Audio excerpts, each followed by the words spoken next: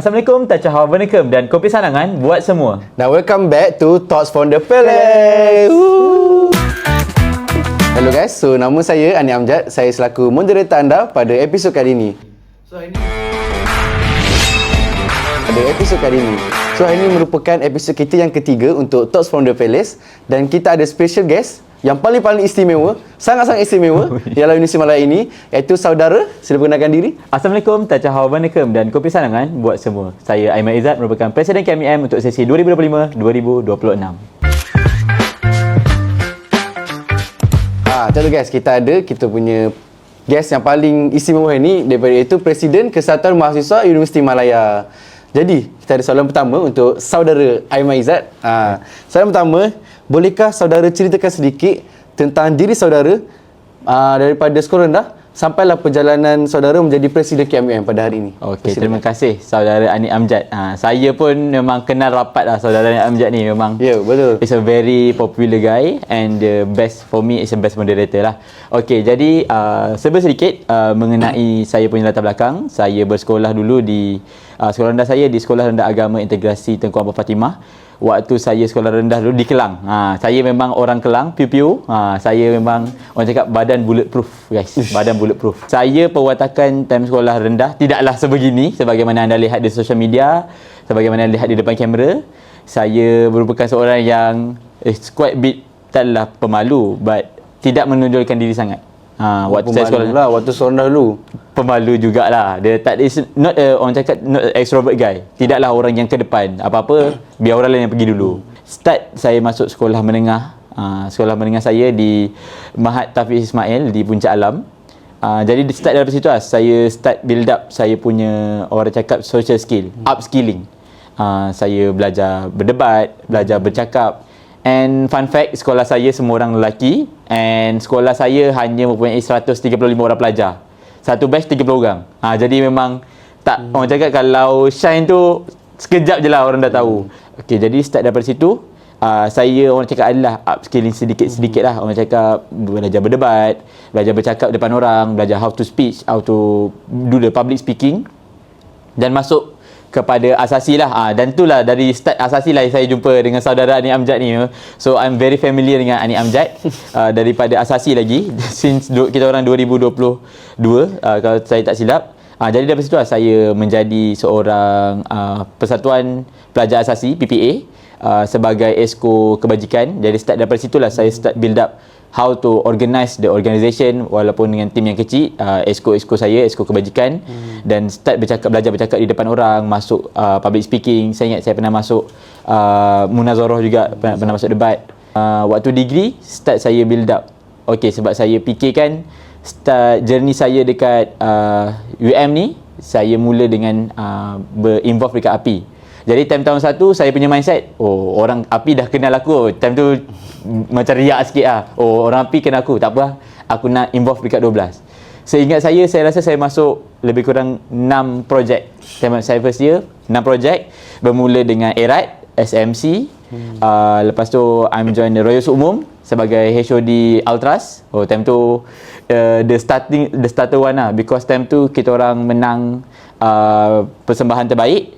Dan juga time tu juga kita orang menang pasukan sorak terbaik. Jadi start daripada situ, our pengetua, kita orang kan time tu tukar daripada pengurusan pergi pengetua. Saya ingat time awal sumum kita pakai pengurusan Cik Faiz. Betul. And di akhir tu kita pakai pengetua time tu Dr. Isha. Time tu Dr. Isha dah start kenal saya lah. Time tu Dr. Isha. Kalau Dr. tengok, Hai Dr. Okey. Lepas tu I jadi HOD dan tajaan untuk Projek Yusof. MC dan juga Biro Protokol untuk Friendster, Ryan, dan juga last I tak sure, saya join Rise. Ketika Rise lah, sekarang dah panggil Royal Care kan. Jadi saya join 6 projek ketika itu. Okey, tapi nak cakap saya start build up orang kenal saya dekat Royal ni daripada first year. And second year saya start ambil sikit sebab time tu kita dah join PM kan. Ani Amjad pun berpengalaman, dia lagi power lah, dia lah fikir, dia lah PM, dia lah PMA. Jadi time saya dah join PM, jadi I start to orang cakap distribute my task kepada semua tempat. Macam time ni lah I nak task sikit je. Okey, time tu saya masuk 3 projek. masih lagi sebagai HOD Ultras dan akhirnya tukar. Lepas tu Royal Insukarelawan RISE dan juga pengarah untuk Ryan. Oh, mana tu? Lepas tu I'm join juga dekat fakulti. I start balik masuk pengajar Islam supaya tidak jauh sangat pada agama. Oh, tak adalah. Sebab orang cakap supaya coursemate I, sebab kenapa I start untuk join juga dekat course, sebab time tu orang dekat API kenal, budak asasi kenal, budak-budak dekat college kenal. Tapi saya yang tak kenal coursemate saya. Saya tak kenal coursemate saya. Jadi saya take the initiative. Sebab for me, you nak FYP, you nak grad sekali dengan diorang. Jadi you mesti kena kenal. Yes. Jadi I tak masuk Exco yang berat-berat pun. I masuk SAJK je, Exco Kebajikan. Kenapa I masuk Kebajikan? Sebab Exco Kebajikan akan kenal semua orang sebenarnya. Itu fun fact lah. Kalau you nak kenal orang, masuklah Exco Kebajikan. Dengan Exco Media sebab buat poster muka orang. Okay. Dan satu lagi yang saya masuk di peringkat UM, which is I start to bertanding lah for the first time sebagai KMUM, dan alhamdulillah saya menang. Cuma ketika bukan lagi masih lagi bukan presiden, saya laku ahli eksekutif. And the last one tahun ni saya hanya ada 3 jawatan, tapi semuanya sebab I decide tu untuk hanya ambil jawatan MT because of saya want to be the advisor saja. Untuk for me, dan ni sedikit nasihat yang boleh dititipkan sebab ni pun dah habis untuk this punya soalan. Kalau you planning untuk to be somebody big, you must be the small guy. Tak ada orang yang lahir-lahir terus terus jadi orang besar. Sebab kalau menjadi MT ni, you banyaknya akan organize orang. Tapi untuk you rasa empathy, you mesti pernah duduk kat bawah. Kalau you pernah jadi AJK, time you jadi pengarah, you akan tahu apa perasaan jadi AJK. Jadi start time tu lah saya cakap I only want to accept MT because want to be only advisor. Sebab jawatan saya pegang dah cukup besar lah. Presiden KMM dah cukup besar lah guys. Hari-hari ada isu. Hari ni orang tak makan, esok lampu rosak, esok lagi jalan lubang, esok keluar ada anjing. Jadi sangat besar. Jadi time tu I start to ambil timbalan presiden untuk kos I dan juga naik presiden untuk gerakan I. Jadi saya ada 3 jawatan je lah. Presiden KMM, timbalan kos, timbalan presiden untuk my course which is LASIS, dan juga naik presiden untuk my gerakan which is Neo Siswa. Jadi itulah sedikit sebanyak my background daripada Izzat from nobody to be a somebody, from the stage also to the stage. Wow, bukan main hebat 3 jawatan presiden dirembat ni. Jadi betul lah apa yang saudara cakap tadi. If you want to be a big guy, you must be a small guy dulu.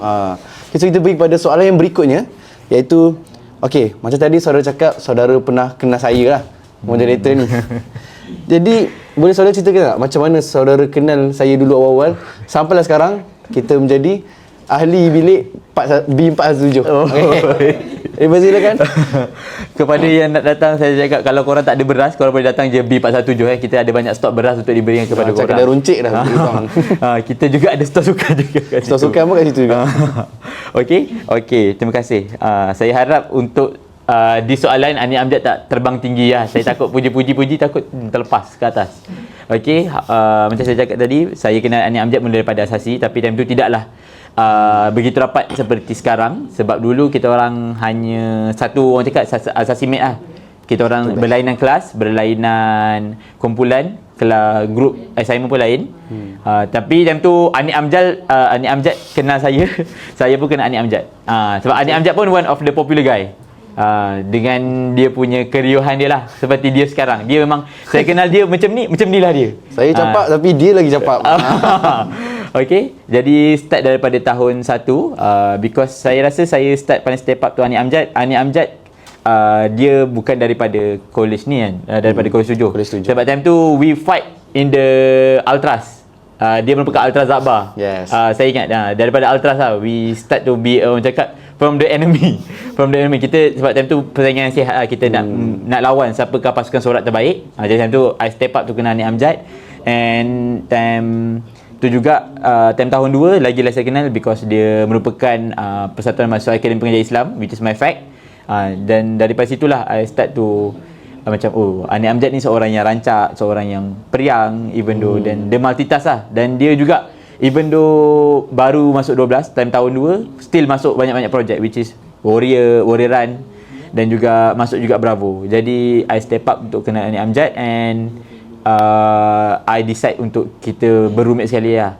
Untuk kita berroommate sekali, and alhamdulillah saya masuk bilik, dia tak dekat bilik. Dia masuk bilik, saya tak dekat bilik. Jadi bilik kita orang sebenarnya boleh jadi satu katil dia sebenarnya. Satu lagi kita bersewa kat orang.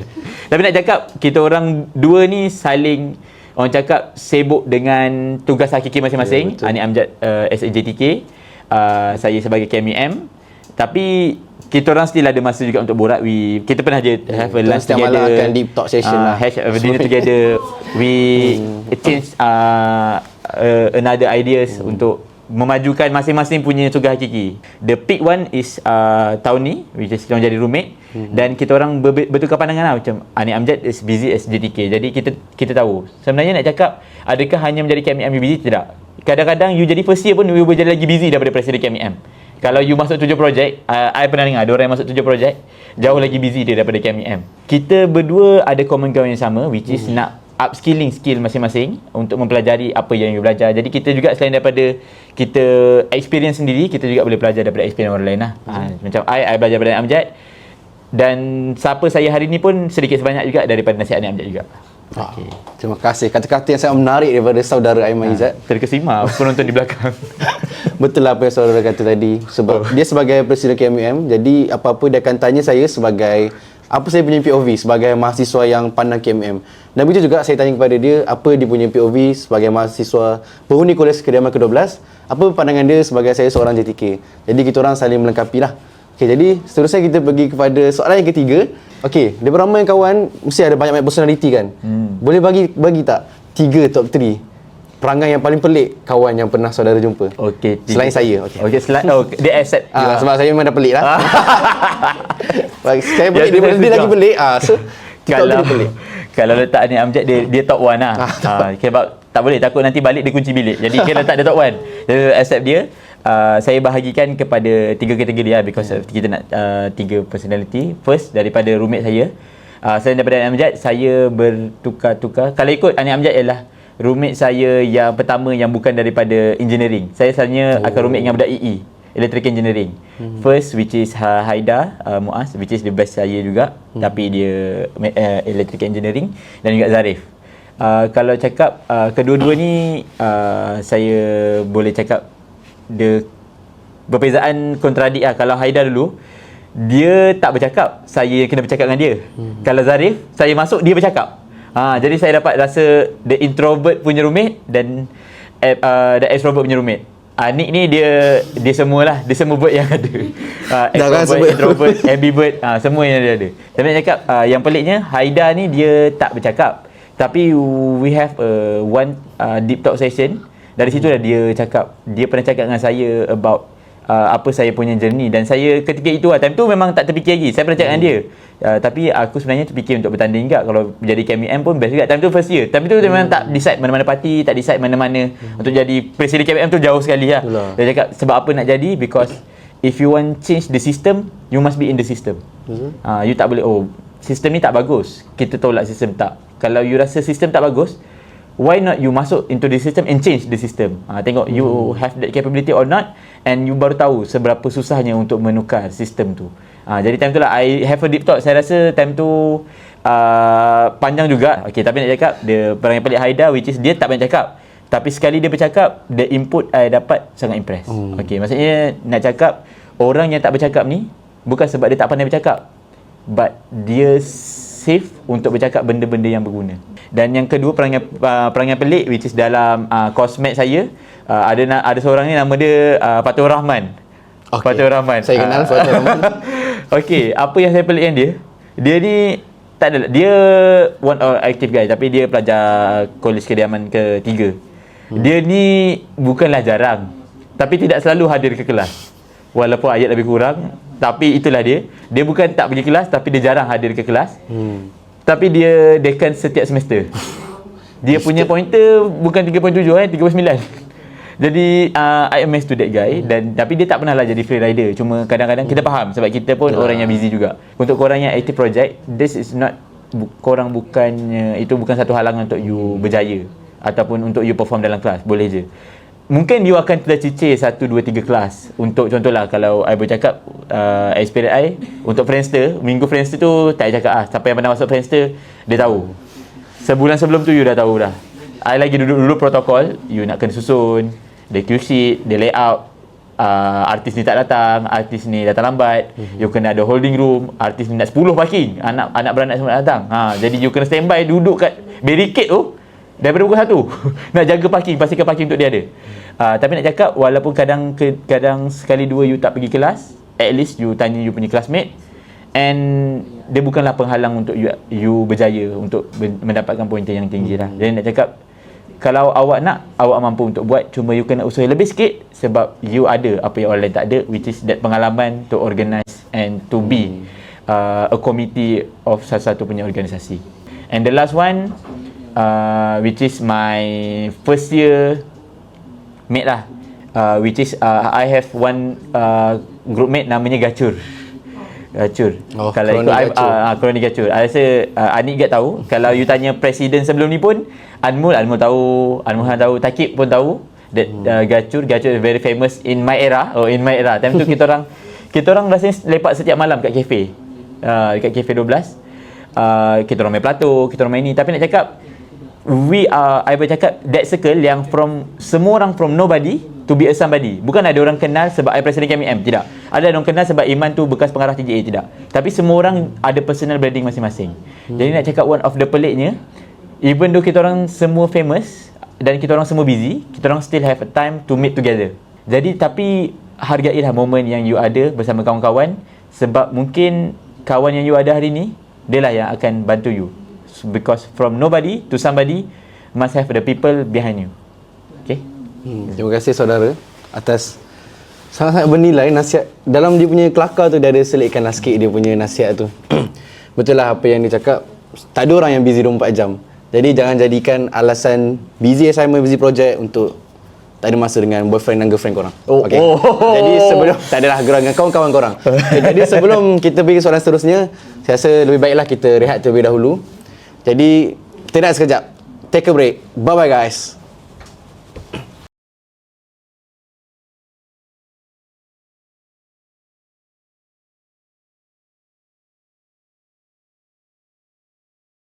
Hi guys, welcome back guys. So kita dah rehat, kita dah makan nasi ayam apa semua.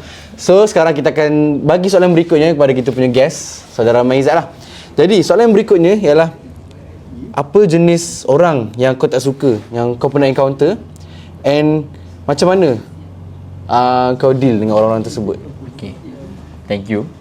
Aku tak adalah jenis yang sangat very cerewet dengan orang. Macam kan ada certain orang yang cerewet. Okay, aku tak suka orang bising. Aku tak suka orang yang tak mendengar aku. Tidaklah, sebab kalau tak, kau tidak suitable untuk menjadi presiden KMM lah. Because you kena be open to everyone. Kesatuan untuk semua. Okay, jadi aku sebenarnya macam ada seorang daripada penonton kita pun cakap tadi, kita bukanlah tak suka orang tu based of that person, tapi because of perangai dia. Kalau dia tukar, kita boleh je suka dia, tak ada masalah. Jadi aku rasa benda paling penting, which is orang yang menggunakan alasan dan tidak bertanggungjawab.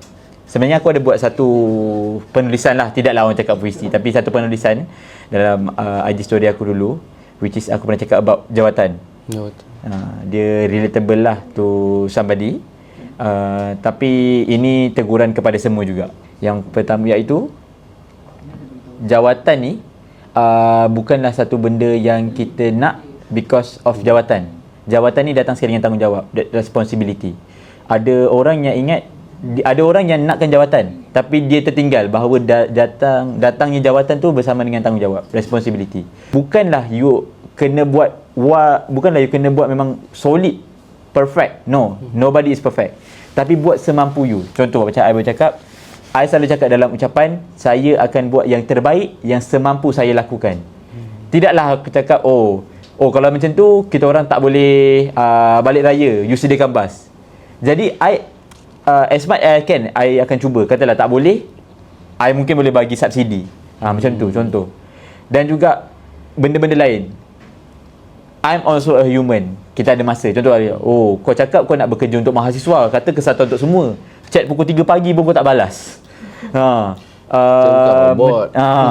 We are not working 24 hours. Yes. Even though we working 24 hours actually. Kalau pernah tengok aku punya video, kita pernah hantar beras pukul 2.45 pagi. Kerana apa? Kita habis meeting pukul 1.45 pagi. Jadi kita hanya ada waktu tu je untuk kita hantar beras. Dan aku nak cakap, which is orang yang tidak bertanggungjawab dan memberi alasan ni seorang yang sangat perlu dijauhkan, kerana ia bukan sahaja menjadi orang cakap beban, tapi dia akan menjadi parasite kepada orang lain. Dah lah, you tak buat kerja, you menyusahkan orang lain. Because you tak bertanggungjawab ni, dia akan menyalahkan orang lain. Dia akan macam cari point. Okay, contohlah, kadang orang cakap, oh aku tak buat apa-apa pun, because of you tak buat apa-apa, itulah masalah kepada you. Ada orang yang ingat kadang, saya berdiam sebab tak nak ada masalah. Because of you berdiam, you mendatangkan masalah. Jadi seorang yang tak bertanggungjawab dan tidak bertanggungjawab atas ketidakbertanggungjawapan dia, itulah yang orang cakap the real red flag lah for me. Okay, terima kasih saudara Aiman Izzat atas jawapan yang diberikan. Jadi betul lah, kalau kita diberi satu tanggungjawab tu, buatlah sehabis baik. Memang kalau kita tak nak, tapi kita fikir apa hikmah, kenapa kita dapat benda tu. Mesti ada sebab kenapa kita dipilih. Kita rasa kita tak layak, tapi sebenarnya kita layak. Okay, jadi sebagai presiden KMUM, of course lah, Aiman Izzat ni banyak encounter kritikan daripada orang-orang, mungkin ada, maaf cakap lah, mungkin ada parti-parti ataupun ada orang bawah, orang biasa yang akan komen-komen, oh presiden ni tak buat kerja, ni banyak banyak berseronok je, asyik buat video lompat-lompat je. Tak, itu soalan saya pernah dengar. Okay. Jadi macam mana saudara hadapi kritikan orang-orang macam tu? Adakah terima ataupun macam mana? Dipersilakan. Okay, this is one of the famous question lah. Saya pergi podcast di API pun ini soalannya. Saya pergi podcast di luar pun inilah soalannya. Oh, pada sana. Okey, sorry. Kata tadi ada 10 kamera. Saya mencari kamera yang ke-8 tadi. Okey, yang ke-8 tu. Okey, yang ke-9. Okey. Bagaimana saya mengendalikan kritikan? Saya tak boleh lari daripada silap. I'm only a human. Saya tak sempurna. Saya rasa ada two crucial situation yang saya rasa orang ramai tahu. Yang pertama, if I'm not mistaken, waktu ada satu demonstrasi berkaitan dengan tata tertib, hukuman tata tertib. Okay. Waktu tu kita ditembak bertalu-talu.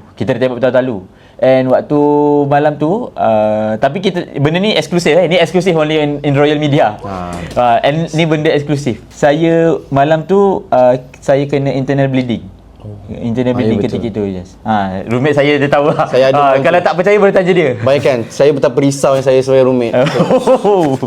Yes, itu benar-benar bleeding. Dan beberapa hari selepas itu, kita ada Kongres Mahasiswa.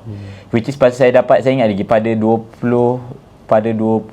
hari bulan saya pergi saya kena internal bleeding. 21 saya pergi ke 23 saya kena, saya hold dulu. You akan rasa, kalau internal bleeding ni, you akan rasa mata you macam jelly kan. You akan rasa darah tu macam bobo. Tak tipu, macam you akan nampak benda hitam gerak-gerak. I mula-mula ingat I nampak Six Sense. I ingat I nampak Six Sense tau. Rupanya tak. Tapi macam nampak tak elok. Macam bobo. Darah. Okay. Yo aja. Okey, sama. Okey. Time tu 23 hari bulan, saya pergi ke klinik. And pada 25 hari bulan, kalau tak silap, time tu ada Kongres Mahasiswa. And patutnya saya kena pergi pada 25 hari bulan ke PPUM. Saya dapat surat, which is dia, klinik pun takut lah. Klinik time saya cakap tu, saya ada nampak benda hitam dalam mata. Oh, you rabun ke? Mari kita check mata. Lepas tu dia cakap, oh ni kena bawa pergi PPUM ni. Tapi pada 25 ke 26 hari bulan tu, MQT, Ministry Question Time. Dan ketika itu saya fikir satu benda, kalau aku tak datang ni, orang buat meme ni, presiden mana, presiden lari, takut jawab soalan, presiden tak bertanggungjawab, tak hadir kongres. Jadi saya persetankan surat doktor, I'm go to the MQT session. Dan hari selepas hari esoknya saya tak pergi lagi sebab saya ada test. Hari lusa pun saya tak pergi sebab saya ada talk. Lusa tu baru saya pergi. Dan saya pergi tu 28 hari bulan. Bayang saya kena 28 hari bulan saya pergi. Time tu doktor tanya, kenapa you baru pergi sekarang?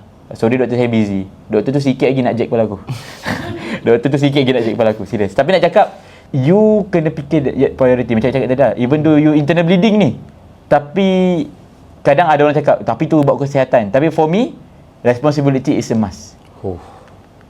Orang tak undi aku untuk aku berdiam diri. Orang tak undi aku untuk tengok aku lompat je.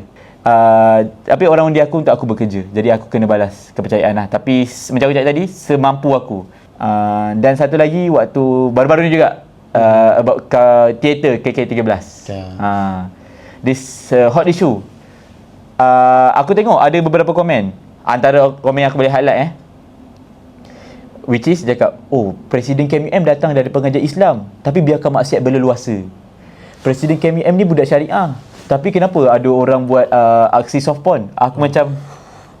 Aku berhenti jap. Aku fikir macam ni time tu, what is my mind, ni juga eksklusif di Royal Media. Time tu you fikir balik macam, setelah apa yang you dah bagi kepada mahasiswa, macam tu je hilang. Because of only one mistake yang bukan aku buat.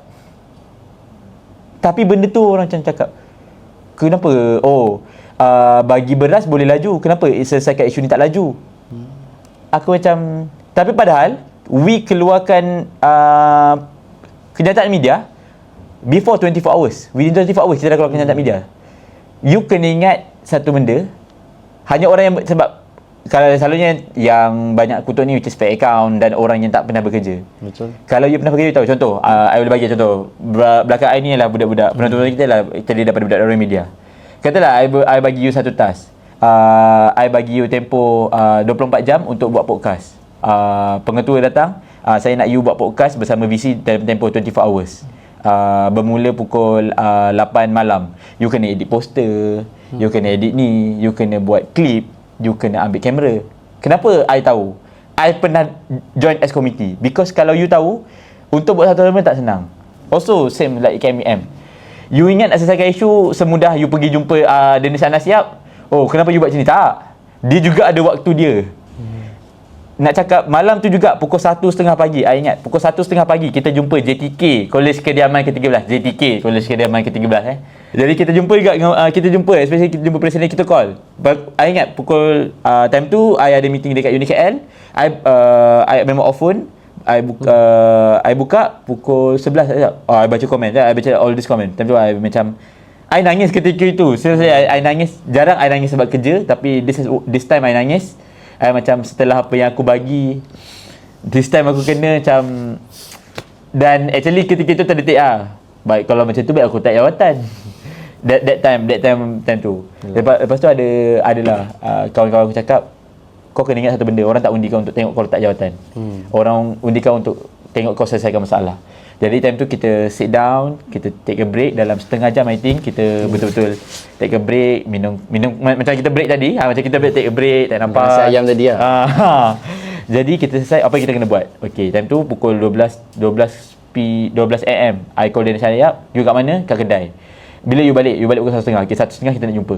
1.30 I will the PMI dengan KMM api datang Kolej ke-13 and kita settlekan. Dan malam tu juga keluar video, post. I ingat I sendiri edit video tu. Pukul 3 pagi kita post. Kita cecah 50k viewers. Jadi ketika itu kita postkan seawal mungkin, sebab kita nak cakap kita cuba selesaikan within 24 hours.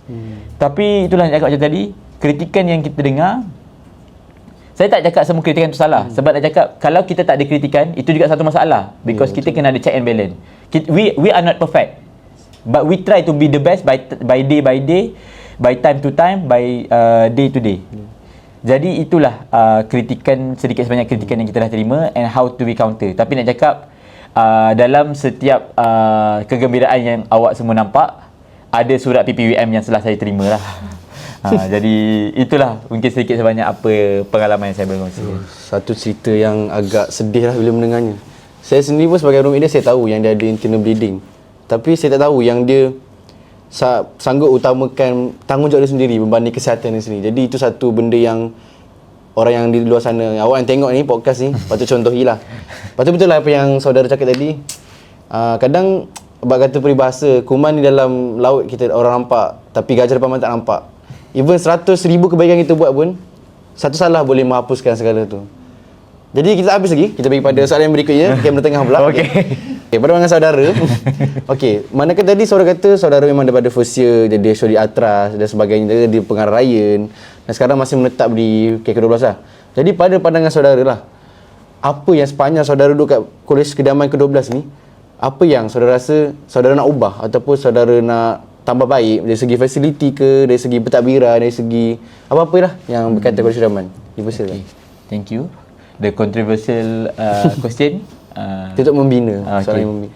Untuk kepada pihak pengurusan Senggat, ini bukanlah kritikan. Ini bukanlah kritikan tapi cadangan penambahbaikan kepada Urusan ke-12, which is untuk projek-projek juga. Sebab I pernah jadi pengarah projek. One of mungkin daripada segi kebebasan orang cakap berorganisasi tu. Bagaimana you nak, kita ada cadangan, kita nak buat macam ni.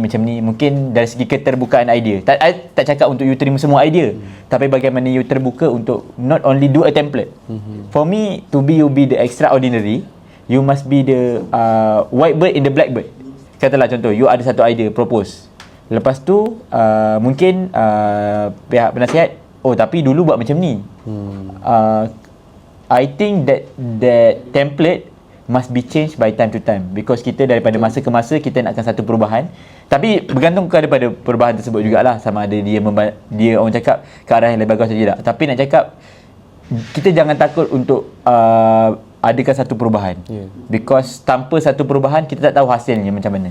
Kadang-kadang mungkin perubahan tu saya tak nafikan, mungkin boleh jadi satu lebih teruk. Katalah tahun lepas okey je, tahun ni kenapa flop. Itu satu perkara yang kita perlu ambil. Maksudnya orang cakap satu perjudian yang perlu dipertaruhkan. I tak nafikan tugas JTK as the advisor dan orang tengah daripada pengarah ke pihak pengurusan.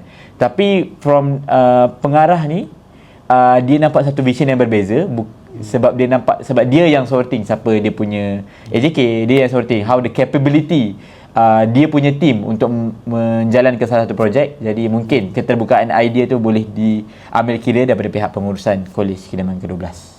Terima kasih cadangan penambahbaikan daripada saudara. Jadi saya selaku JTK akan ambil maklum lah dan akan dibawa ke pihak yang bertanggungjawab lah. Okey, jadi sebelum kita pun masa pun dah mencemburui kita. Jadi sebelum kita akhiri kita punya podcast ini, saya nak satu lagi soalan kepada saudara lah. Apa pesanan saudara kepada mahasiswa di luar sana? Sedikit saja pesanan saya buat anda semua. This is a time untuk you explore apa saja you nak explore. You be the mahasiswa yang you nampak apa yang berlaku di luar. Tak kisah, you turun ke lapangan. Lapangan tu you sendiri yang pilih. You tak sebenarnya cakap, I kena masuk projek kolej ke tak. You boleh join projek ACP, you can join projek di fakulti, tapi join. Sebab apa? Dari situ lah you boleh nampak realiti sebenar kehidupan. Contoh kalau mungkin di projek kolej ada bawah sukarelawan, you bukan hanya lihat apa orang susah ni makan, tapi you lihat juga bagaimana kesusahan yang diorang hadap by time to time. Seperti yang saya pernah katakan juga, diorang tak makan apa yang diorang mahu, tapi diorang hanya makan apa yang diorang mampu. Kalau contoh diorang malam ni nak makan chicken chop, tapi dengan hanya ada RM5, chicken chop kaki 5 pun tak pas. Jadi you be the person yang explore pada dunia luar, dan juga kautlah seberapa banyak pengalaman yang bercari, tak kisah apa saja kelab dan juga persatuan. Okey, sebab dari sinilah you belajar pengalaman dan you belajar skill-skill yang boleh digunakan bukan untuk hari ini, tapi untuk masa akan datang. Mungkin waktu you kerja nanti you boleh gunakan this orang cakap this skill lah. Okey, jadi salam kesatuan untuk semua. Okay, terima kasih kepada Saudara Maizat atas daripada banyak soalan, banyak input kita dapat untuk episod kali ini. Jadi saya rasa kita dah sampailah ke penghujung untuk episod kita yang ketiga. Jadi kita akan akhirilah kita punya ni. See you guys dalam Talks from the Palace. Bye. Okay lah.